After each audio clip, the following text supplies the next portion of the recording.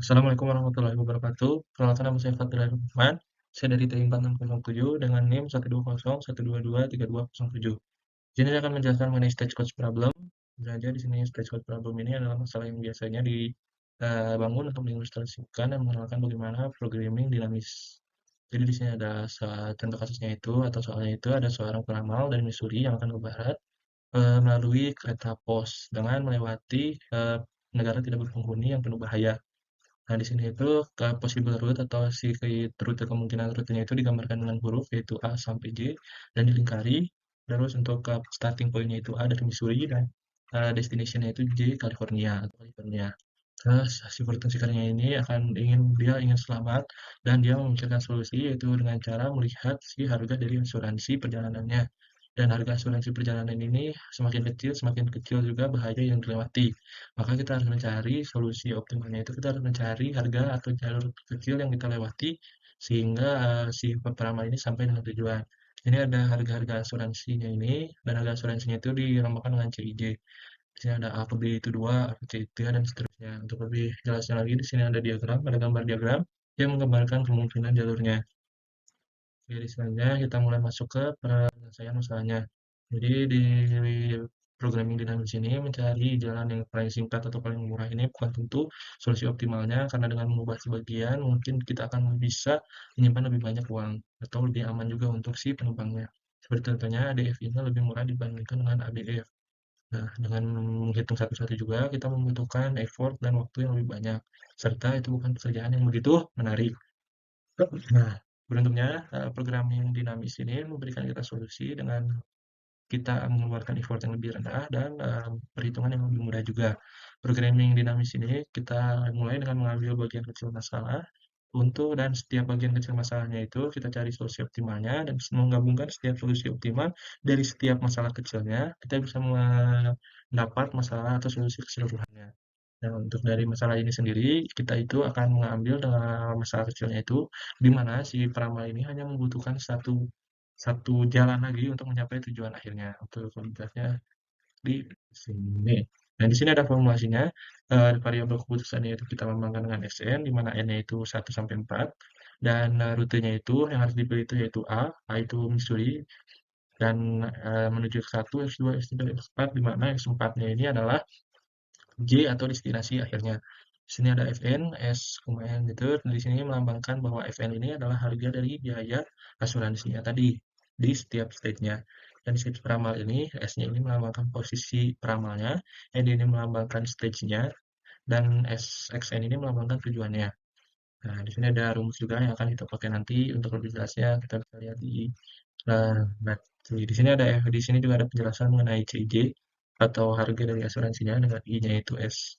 I-nya itu sama dengan S atau current state-nya dan J ini adalah extent atau tujuannya.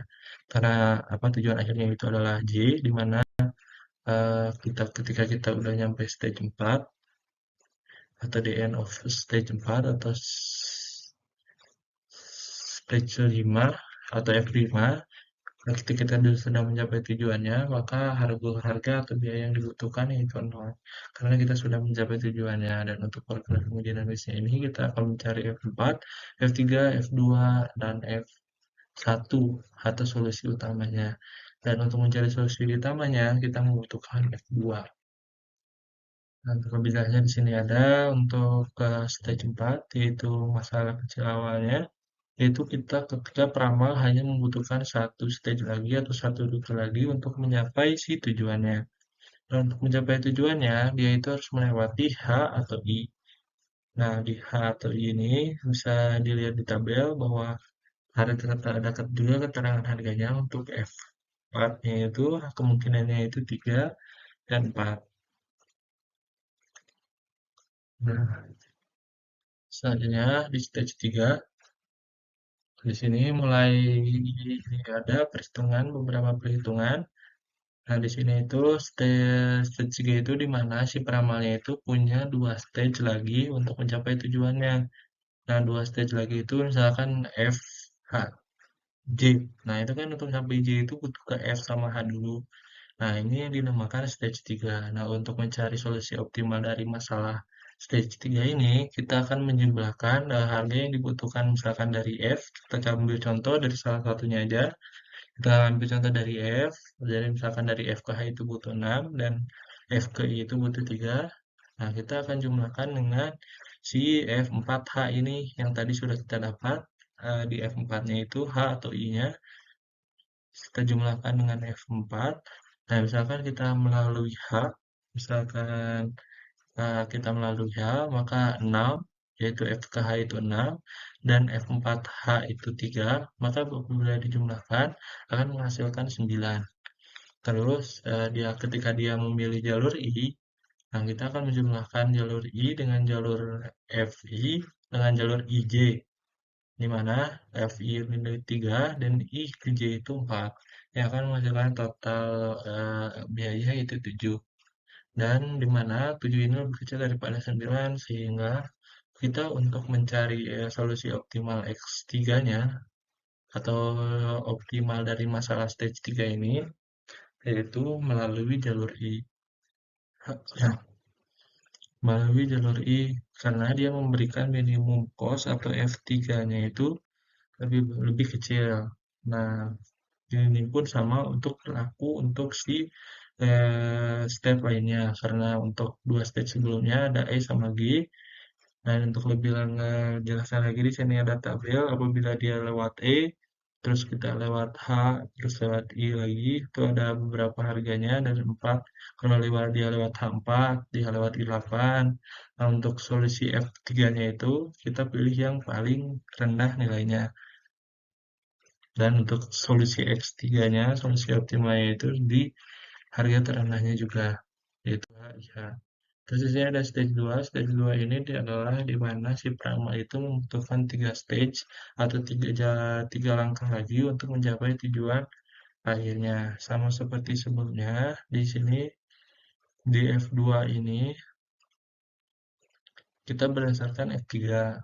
Misalkan sama seperti tadi, kita misalkan bahwa jalur yang dia atau posisi peramal sekarang itu ada di C, dan apabila dia melalui jalur E, yaitu lewat CE, kita itu jumlahkan lagi, misalkan karena C ke E itu 3, dan tadi jalur E yang sudah kita dapatkan F3E-nya itu adalah 4, maka dijumlahkan menghasilkan 7.